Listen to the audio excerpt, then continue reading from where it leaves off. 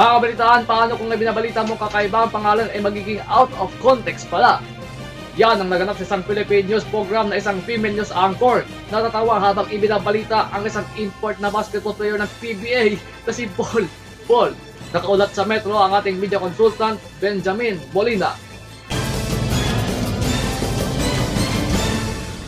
News anchor hindi napigilang matawa sa ulat tungkol kay Bolbol. Sa episode ng Balitang A to Z nitong Pebrero 20, hindi napigilan ng news anchor na si Barbie Mulak na matawa habang iniuulat ang pagdating sa bansa ng NBA star na si Bolbol upang maglaro sa PBA para sa TNT Tropang 5G.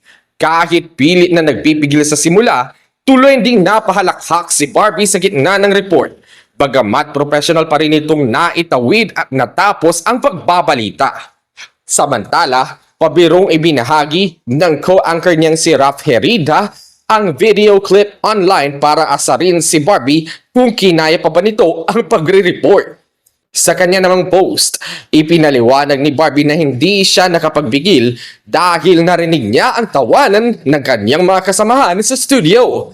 Ibinahagi rin niya na masaya siya sa nakakatuwang sandaling ito bago muling harapin ang mga mabibigat na balita sa linggong ito. Nagbiro rin siya sa tagal niya sa industriya at nag-iwan ng mensahe na sana ay hindi na-offend si Mr. Ball sa insidente. Para sa Balitaan Plus, Benjamin Molina, nakaulat sa Metro.